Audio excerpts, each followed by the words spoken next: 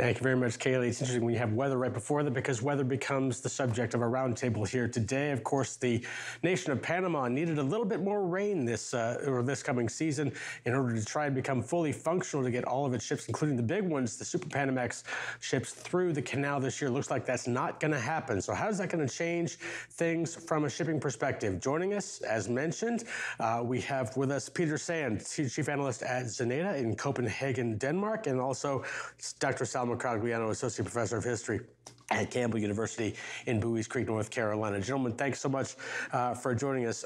Peter, how much of a we've talked about this a little bit before, but how much of a problem is it now that the Panama Canal not going to be at full capacity, at least for this summer? If we talked about this 1 year ago, it would be carnage left, right, and center. But we speak about this in the early days of 2023, where global demand for container shipping is around where it was 4 years ago. We're definitely also seeing the appetite from North American consumers for Far Eastern goods transported via containers drop dramatically from the levels of last year to the extent of say 1/3 down from where it was last year. So it actually comes at a pretty good time, if you can consider it a pretty good time to have a draft. But then again, shippers are still worried about the coming disruptions that will affect their supply chains once again. And I'm happy to deep dive into that in this roundtable, Bill. Good to see you, and you too, Sal. Good to see you. And of course, both of you know each other as well from previous discussions I've heard anyway. Sal, how does this change things in terms of North American ports, especially those ships that may want to try to go to LA Long Beach and those that are not going to be afforded the opportunity to go to East Coast ports along the eastern seaboard? For LA and Long Beach. LA and Long Beach has been looking to get marketplace back into the port. The biggest issue that's really dogging them right now is the continued labor negotiation between the ILWU, the International Longshore Warehouse Union, and the Pacific Maritime Association. And one of the things we've seen, at least in the United States, is a lot of shippers have diversified where their cargo is coming in.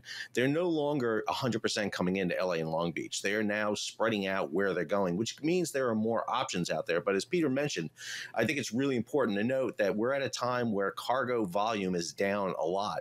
So these Neo-Panamax vessels can come through the Panama Canal now with a little bit less draft. What we've seen is a restriction in draft coming from 45 feet down to 44 feet. Doesn't sound like much, but it's a lot for these large vessels. And fortunately, shippers have been, again, looking at different places to bring their cargo in. They don't want to get log jammed like they did in 2021, 2022 into the port of LA and Long Beach and be at the mercy of the Alameda Corridor, Class 1 railways, and a lot of restrictions we see going in California. That's definitely the case there. Peter, alternatives. One of the alternatives that you mentioned last time we talked was for ships headed from the Far East to the East Coast, turn around and go west and go through the Suez Canal. What other alternatives, if there are any, that are available to shippers that are going to try and make that trip from the Far East to East Coast ports?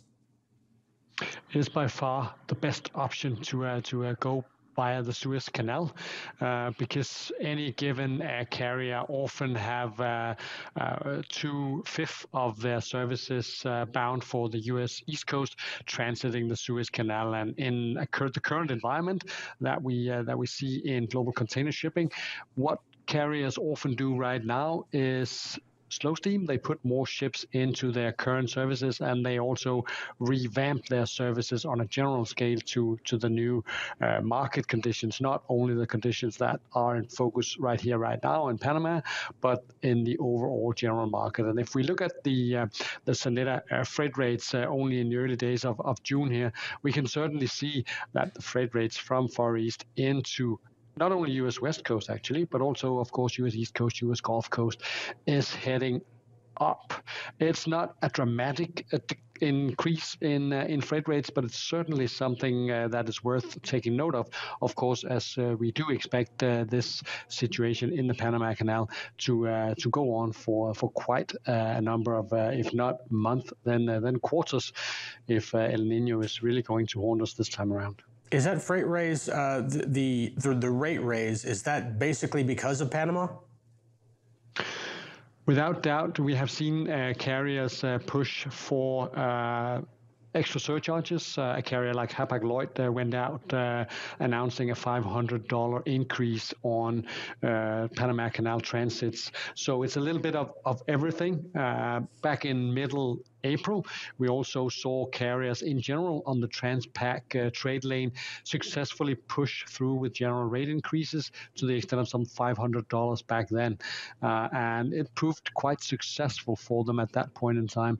So I expect this to be a little bit of both, not only excluding not only focusing on the Panama Canal problems, but obviously that is something that contributes also to a better market for the carriers, one that is favoring the shippers right now. Sal, you mentioned the ILW in terms of their talks. Obviously, they've been going on for quite some time, and everyone is restless for a solution there. But with more freight perhaps headed towards LA Long Beach, does that change the scenario there? Does that make it a little bit more tough, knowing that there's possibly more freight headed to Southern California? Well, I think we have seen an uptick in terms of the percentage of cargo now. We've seen that over the past few months now. And it's pushed LA, Long Beach, and the entire West Coast to really come to a resolution. And what I'm hearing from ILW and the PMA is that they are hashing out through those decisions right now. The question becomes, again, what happens when a situation akin to a supply chain crisis happens again? As Peter mentioned, we are in a much more advantaged position today. It is a period where there's a lot of capacity out there. There are new ships coming online. There's a lot more versatility and options for shippers out there. This is really, a shipper's market right now. Last year, it was the carriers who really dominated it. And I think that's what makes it a little hard to judge this situation right now, because the carriers have invested heavily in new ship production. There's new rules coming in with speed coming in, the new IMO 2023 restrictions, CII. All of those factors are playing into this right now. But I think LA and Long Beach have an opportunity here, especially on the West Coast, to get this labor negotiation hammered out so that they can get some freight back onto the West Coast on a permanent basis. That's a good idea. Peter, in terms of planning now, obviously, do strategies change at this point, knowing that we had a full capacity last year in the Panama Canal? We don't necessarily have that this year. As shippers and carriers look at next year, does this change your strategy in terms of your outlook, in terms of how you're going to handle your cargo if you were going to try to use the Panama Canal initially? At a point in time when shippers were just looking for calmer markets, for lower freight rates, and for more resilience into global supply chains, this is of course a very inconvenient incident with the Panama Canal being disrupted. And you hit spot on, Bill, focusing on the fact that we may not see freight rates rise sharply right here, right now. But when you compare to what would otherwise be normal business conditions, with a draft restriction at 50 feet right now down to 44 and a half, obviously that is disrupting. It is making choices made by carriers different in terms of which ships to apply into those rates, into those trades, but also for shippers that just needs their goods delivered on time. What can we do to make it differently in order to avoid this? I would see shippers handling this crisis right here, right now, with a risk management perspective high on the agenda. But I'm not necessarily seeing a massive change in their strategy heading into 2024, bearing in mind that El Nino year is probably behind us at that point in time. And this is still a recurring issue, you might say, that the Panama Canal is dealing with in a fairly professional manner. They are trying to improve those conditions constantly, because they know also that climate changes may work against their business per se. So shippers being very much aware of their alternatives, choosing rightly what they can see in terms of options right and in front of them, and of course going for the safe choice, because they are also they have relationship with carriers and freight forwarders being wind all the way down to the ground during the COVID years. They were just about to rebuild them. So even though carriers and freight forwarders are trying to improve those relations right now, of course, they cannot do much about this, but to say, sorry, we may not be able to accept your booking after all, or you may pay an extra surcharge due to high weight, stuff like that. Yeah, but definitely. Sal, we've got about 45 seconds left here. You're located not too far from the Port of Charleston or the Port of Savannah. Do East Coast ports now have a marketing issue if they're going to try and get more cargo into their ports like they've seen this past year in terms of trying to get ships to come to them?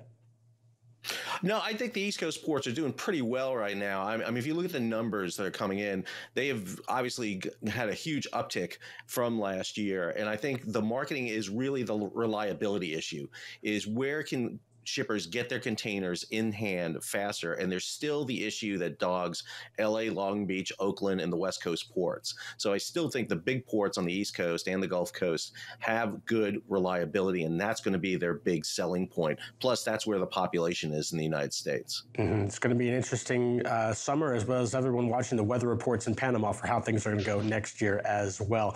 Sal Bercogliano and Peter Sand, thanks so much for joining us. Good one. Thank you. All right, we'll take a short break and come back with our last break here on Freightwaves Now.